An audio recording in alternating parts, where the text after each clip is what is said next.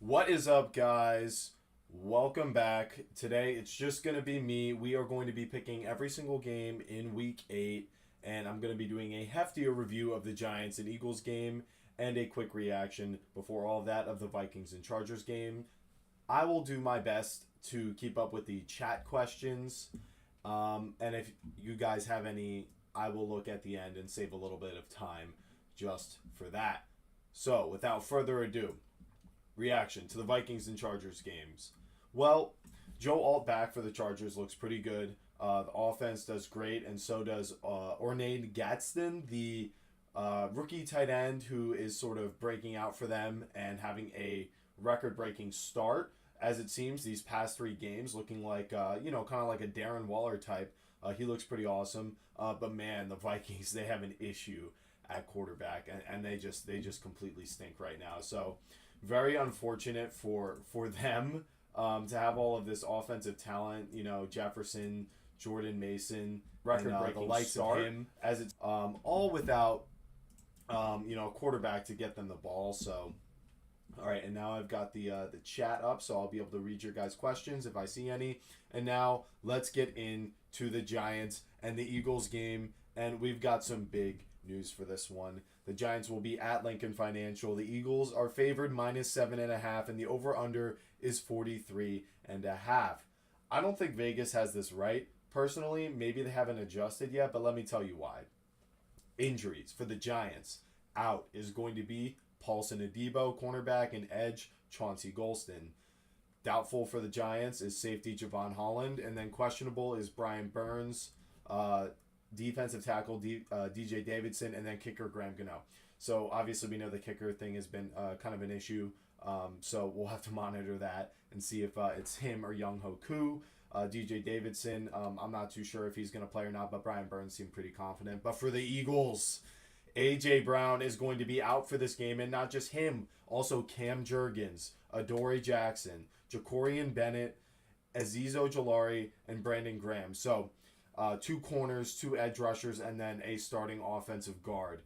Questionable for them is wide receiver Darius Cooper. And then the weather for this game, there's a 16% chance of rain, which would make it even harder to pass the ball and increase the chance of turnover. So this is a massive surprise to me with all these injuries. I kind of have no idea where the A.J. Brown one came from. But personally, I don't know if, like I said, Vegas just hasn't adjusted to this yet, but this is just a massive surprise to me. I mean, the Giants missing Paulson Adebo and Javon Holland was scary going into this game, the thought of that. But that was because of this wide receiver duo. And with A.J. Brown gone, that just completely changes everything. We know about the narrative about Jalen Hurts with and without A.J. Brown, but let me just remind you, if you haven't heard it already, Hurts is 13, 19, and 1 without A.J. Brown in his career, compared to being 41 and 10 with him. So winning 4 out of his 5 games when A.J. Brown is in, it would be like a lock to beat the Giants. And then here's the difference in his stats. In the 51 games that he did play with A.J. Brown, he has 11,000 passing yards, 7.8 yards per completion, 221 passing yards per game, so that should give you a better idea of what his sort of baseline is. And then 72 passing touchdowns and 25 interceptions. That comes out to a 99.4 rating, a 4.9% touchdown percentage, and a 1.7% interception percentage. Now, when he's without him in those 19 games that he played, not 19 games, a total of 32 games that he played without him, he has a 60.8% completion percentage. So that's 6 less percent on his completion percentage. The yards per game is 147 passing yards per game, 7.2 yards per completion. So that is extremely glaring, missing almost 80 passing yards per game when A.J. Brown is not in there. Only 24 passing touchdowns and 15 interceptions in those games. So that's pretty bad. I mean, the interception percentage goes up from 1.7 to 2.2. Obviously, you see the passing yards, taking a huge dip. And their passing game in Hurts failed to execute last time against the Giants. So that projects to be even worse this time. Jahan Dotson as a 2. We still are going to have Deonte Banks out there, most likely, but I think we can manage him a little bit more.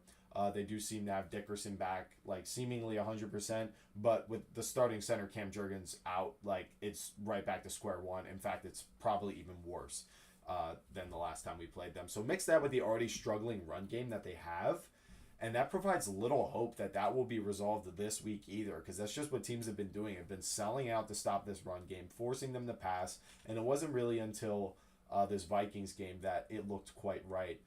So to me, missing Cam Jurgens, missing A.J. Brown, even more incentive to dial in on the run and the pass rush. The Giants' defensive front should feast, because I'm assuming Burns is going to play, but even if he doesn't, we still have Kayvon, who's great against the run, and Abdul Carter, obviously, had the potential to be the best player in the draft. We've kind of yet to see it, but if Burns doesn't play, then maybe, he'll start the entire game, and then he will fully break out, even though he's been, pretty good off the edge.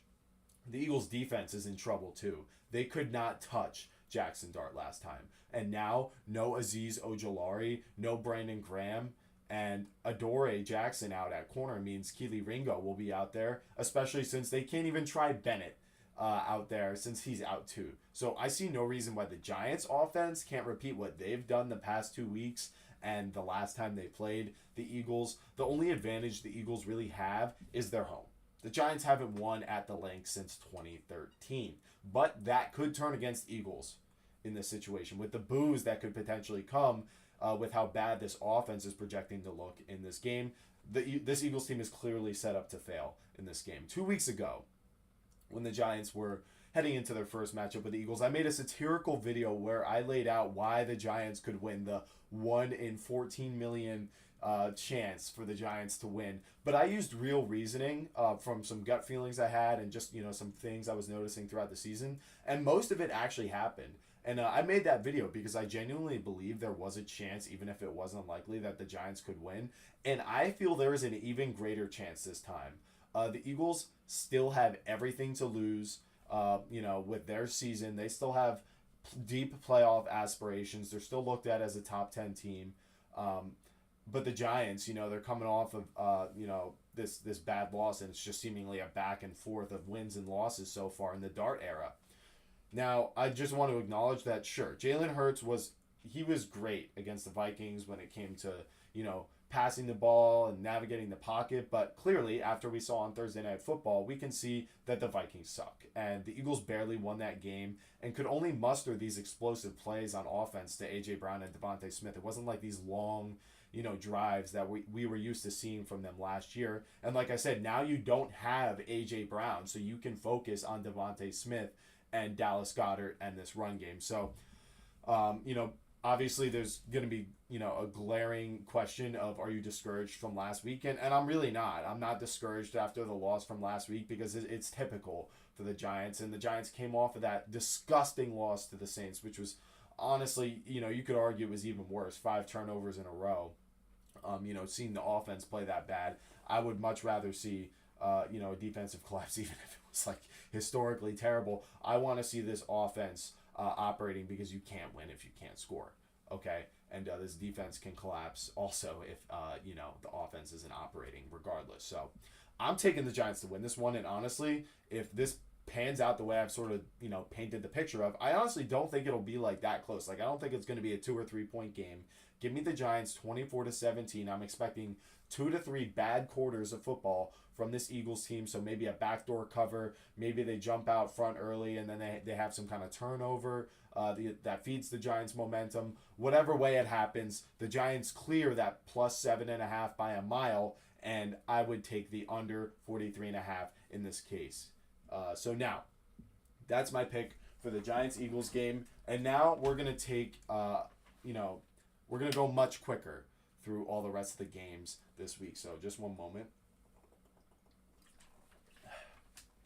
Got to get that water and stay hydrated, baby. All right, let's fly through this. So, Bills at Panthers. Bills -7. Over under 46.5.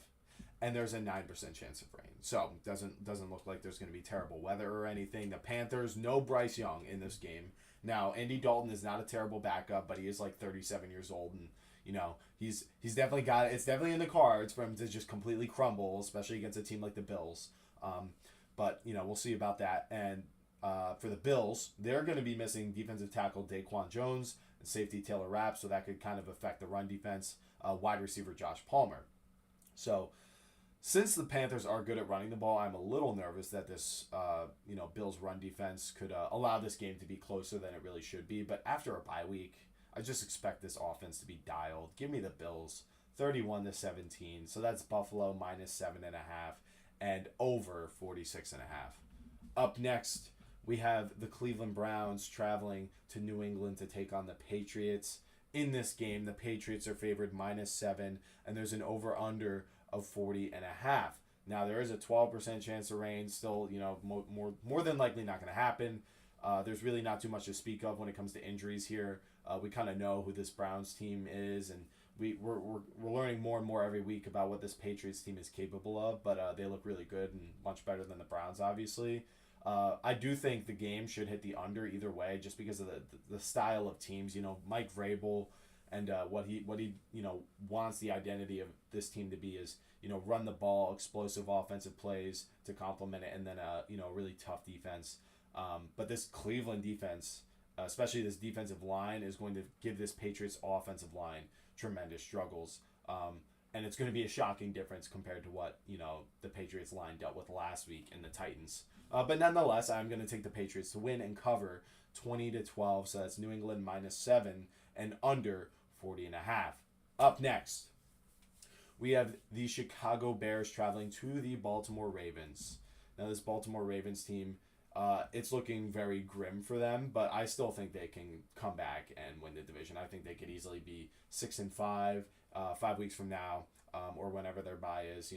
I think they could be one of the most talented teams in football. Now that Lamar's back, the defense it kind of went through something like this last year, and then I get there's injuries right now, but it was that case last year. They made some adjustments, and they were at least like an average defense by the time it was the second half of the season. So I'm not saying it's going to happen right now, but I just have a lot of faith in this Ravens team. And let's take a look at this this Bears injury report. Kyler Gordon, DB out. Roshan Johnson, he's like the third string running back. He's out. Braxton Jones, offensive tackle, he's out. Cole Kmet, secondary tight end or starter, depending on how you feel about Colston Loveland, he's out. And then Tyreek Stevenson, another defensive back, out. Questionable is DeAndre Swift, Austin Booker, Amen Agbang. Excuse me, I've never said this man's name before. Amen Agbang Benmiga. I really hope I said that with like 70% accuracy, but he's a linebacker. He's questionable. And then Cario Santos, the kicker, is questionable. So massive injury questions for Da Bears. Ravens don't have any active players injured. It's just Lamar listed as questionable. He's gonna play. Don't I don't know why they still have him listed as questionable. They had their bye week. He had the hammy a couple weeks ago. He should be good. He's going to be back. And I expect the Ravens to come out on fire and look like a top 5 team in the NFL and win this game by a score of 34-20. So that's Baltimore minus 7, and that's over 49.5. Up next, we have the Dolphins, the Miami Dolphins traveling to the Atlanta Falcons. So this is going to be a funny game. Obviously, there's a lot of noise around this struggling Dolphins team right now and all the dysfunction. And that's why the Falcons are favored minus 7.5 with an over-under of 44.5. And there's a 20% chance of showers too. So that's not more than likely, but it is a decent chance. There's a 1 in 5 chance that it rains. And the Dolphins are locked to lose if even a drop falls in this game. So if you want to bet something on this game, I would probably take Falcons spread, even despite what I'm about to talk about. If it looks like it's going to rain closer to kickoff, but there is trouble for the Falcons injury wise. There's a chance they could get compromised by these injuries, and the weather is clear, which gives the Finns a chance. But they're such a mess. But let's talk about these Falcons injuries. Out, offensive lineman Storm Norton, Divine Diablo, linebacker, out. Jalen Walker, rookie edge rusher, he's out. He's been a big impact. They're going to miss him. And then Billy Bowman Jr., defensive back, is out. Questionable is defensive lineman Zach Harrison, running back Tyler Algier, safety Jordan Fuller, and then Michael Penix is questionable too. They do have Kirk Cousins. And Penix has been very up and down, so maybe it's not the end of the world if he misses a week or so. So, like I said, there's a chance they get compromised by these injuries, but I'm still going to take them to win, but I'll take the Dolphins to cover, just to kind of cover for, the strangeness that could occur over the weekend, and we don't know what this weather is going to look like. So, I'm going to take the Falcons 24-20, Miami plus 7.5, and under 44.5. Up next, we got the San Francisco 49ers traveling to the Houston Texans. Initially, the San Francisco 49ers were favored minus 1.5, but since the injury report got updated, now the Texans are favored minus 1.5, and there's an over-under of 41.5. So, the weather. There's a 35% chance of rain in this game, so 1/3% chance that this could get even uglier. The 49ers, injury-wise, can't catch a break. Bryce Huff, a bright spot on this defense with all the injuries. He's out. For the Texans, Nico Collins and Christian Kirk are both out. Both teams with many more players also questionable. So this game is just going to be hideous. Honestly, I don't know what's going to happen. Both of these teams have been so weird. You feel like Robert Saleh should be able to scheme up against this Texans offensive line that has struggled so much with like twists and stuff, looking like the Giants offensive line from the past couple years. But my question is, who are they going to do that with? Bryce Huff being out is like that's a massive hit. You're going to be extremely deficient of talent on this defensive side.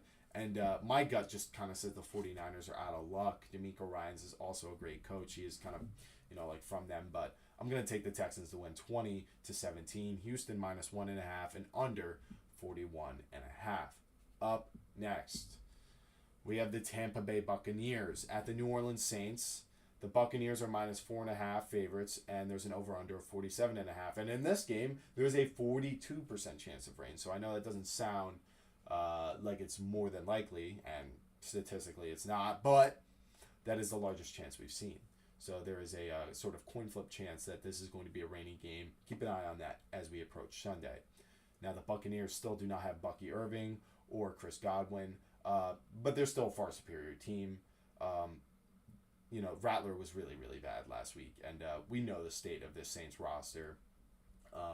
And Rattler's on, he's in a competition with Tyler Shuck, and with the way he played last week, I think this could be the game that kind of loses him the spot, whether it's in the middle of the game or just heading into next week.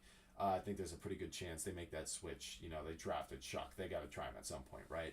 They kind of know what they have in Rattler. So the Bucs should get this done, and they should cover. They were relatively good last week with all their injuries against the Lions. They just need Baker to kind of dial it in, and the rain could mess with that. But I have more confidence in him in that situation than Rattler, regardless, or if Shuck comes in. So I'm going to take the Buccaneers to win 27-21. That's Tampa Bay minus 4.5, and that's over 47.5. Up next, we have the Tennessee Titans. The mighty Titans, going and traveling to the Indianapolis Colts to take them on.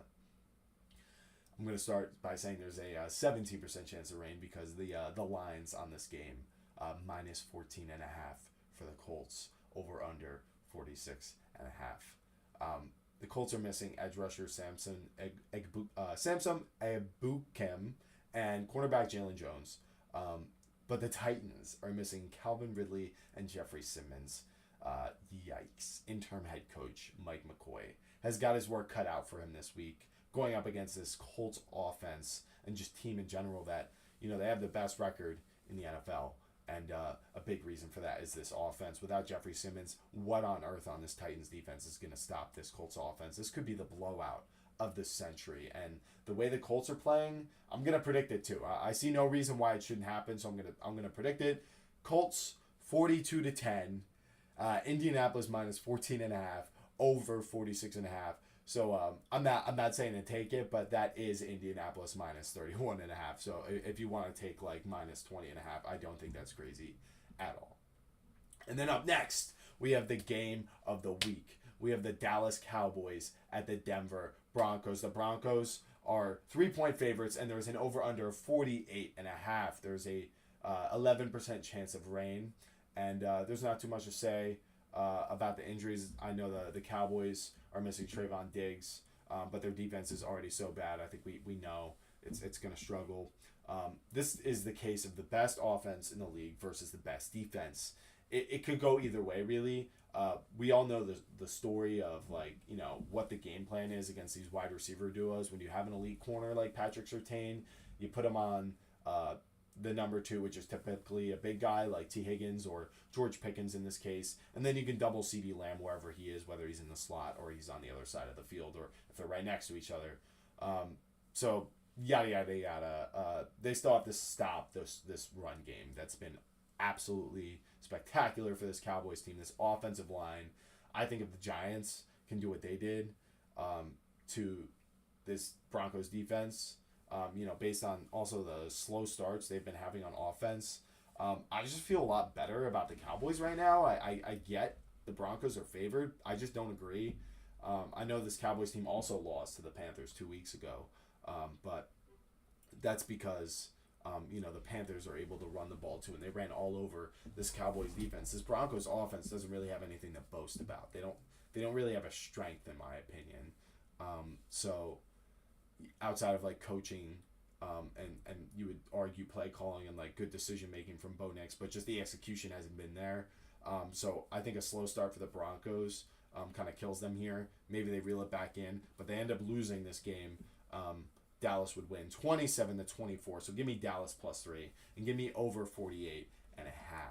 So game of the week prediction, I think is actually, honestly, it seems kind of clear to me. Of course the Broncos could win. They're favored for a reason. They could come out firing right away and kind of just let it loose, but they haven't been doing that. And I just think the Cowboys are going to win. So Sunday Night Football, we got the Green Bay Packers versus the Pittsburgh Steelers. And Aaron Rodgers is in this game, but not playing for the Packers. We know he's not been on the Packers for years, but he's on the Steelers now. And what a turn of events. Aaron Rodgers lost a Super Bowl on the Packers to the Pittsburgh Steelers. And now he's on the Steelers versus the Packers on Sunday Night Football in his, hang it up sunset season. So this is just an awesome storyline. I can't wait to watch this game. The Packers are favored for a reason. They are very superior when it comes to talent, honestly, on both sides of the ball. I would say Matt LaFleur is a better coach, but there's things about this defense that have had me worried. It has not looked like this elite defense. I get that they have Devontae Wyatt back and Lucas Van Ness. I understand. So that should give this Steelers offense trouble when it comes to running the ball and pass protection. But ultimately, I just think these Packers corners could get exposed by Aaron Rodgers and kind of negate that if Rodgers can get the ball off and, these jump ball situations that the, Packers corners have been getting like burned on. To me, if Jacoby Brissett can do it on the Cardinals, I think Aaron Rodgers can do it on this team. So some variance here. This is definitely bolder. This is probably the pick I'm least confident in. If I had to admit, I'm more confident the Giants are going to win than the Steelers, but I'm going to pick the Steelers to win a close one, 24-23, perhaps with an epic defensive stop or a game-winning touchdown or field goal. So that's Steelers +3.5 and over 44.5. I can't wait to watch this game. It's going to be awesome, and it's going to be a hell of a lot more exciting than this next game on Monday Night Football. Washington Commanders at the Kansas City Chiefs. Man, if the Commanders were fully healthy, this would be an absolute banger of a game. But because Jaden Daniels is out, the Chiefs are favored by 9.5 points. The over-under is 50.5. And like I said, Jaden Daniels is out. This Commanders team is a mess. They got rolled by the Cowboys without Jaden Daniels. And I expect the Chiefs to roll them as well. So, I'm taking the Chiefs to win by a score of 33-17. Give me Chiefs -9.5 and give me under 50.5 for that game. All right. So we absolutely flew through that. So I am checking the chat. It doesn't look like we even had anyone pop in. So this will go up as a video, and that's fine. I did this very last minute. We had some scheduling issues with the squad. We got 2 watching. What's up, guys? How we doing? If you have any questions, please drop them into the chat so I can give you a response. This is, I've covered all the games. If you want to hear what I said about one of them and you hopped on late and you don't feel like skipping through to them, go ahead and shoot. I'll give you guys like 2 minutes. While I wait for any potential question, I'm just going to kind of quickly go back to this Giants-Eagles game. Let me check the spread because, like I said, I'm really kind of shocked that it seems like Vegas didn't adjust as fast as I did. And because I got the news when everyone else did. It was around like 5:30, 6 o'clock ish when it was announced, maybe even sooner than that. But without A.J. Brown, we all know that Jalen Hurts is a completely different guy, and this Eagles team is a completely different team. Really, breaks down the offensive structure, that's so dependent on everyone being there. So I'm not sure. It's still -7.5, and I'm taking Giants money line straight up. Like, this Giants team, we just saw them, beat them last time. I don't think we saw like some kind of regression versus the Broncos. I think that's just who the Giants are. I think if the Giants show up the way they have the past 2 weeks, they will win this football game. And the Eagles, we don't know yet exactly what they're going to look like, but it looked like they very badly needed A.J. Brown versus the Vikings and Carson Wentz. So I think with Jackson Dart and the injuries they have on defense, Azeez Ojulari, Brandon Graham, no edge help, Adoree Jackson and Bennett. That means Keely Ringo is going to be out there. I get Quinion still there, and Jalen Carter is there. But ultimately, I think their offensive struggles are going to be great. And perhaps the Giants' run game is more limited in this game, and maybe the yardage isn't there. But when it comes to like effectively like moving the chains, I think the play calls will be there. And I just think kind of the loss of A.J. Brown on the offense kind of outweighs, the Eagles having Jalen Carter back, because the Giants' offense wasn't just Dart scrambling. Like, there were multiple ways this Eagles defense was failing. So even if Carter does apply additional pressure, I do think that ultimately, Dart will be able to get away from it. It is still just like one player that you can go away from. He's in the middle of the defense. They still have to cover. So if they don't cover long enough, then Dart's going to be able to get the ball off and in a quick fashion, and Carter's not going to be able to get there for the sack. So that's my elaborated thoughts. I kind of realized last minute that I did not mention that Jalen Carter was not in the first game.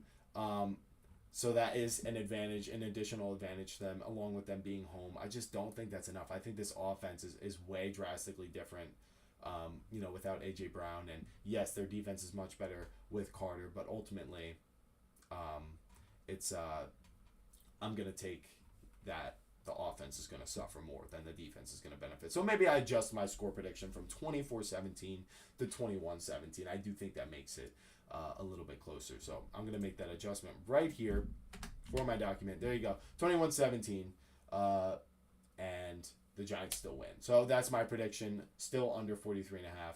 I don't see any questions. So I would say I'm ready to sign off. Thank you guys, for watching the stream. For those of you who are here, and for anyone who's watching this video after it goes up as a video, please don't forget to like and subscribe to the channel so that you can keep up with these live streams. I'm going to be picking all the games every week.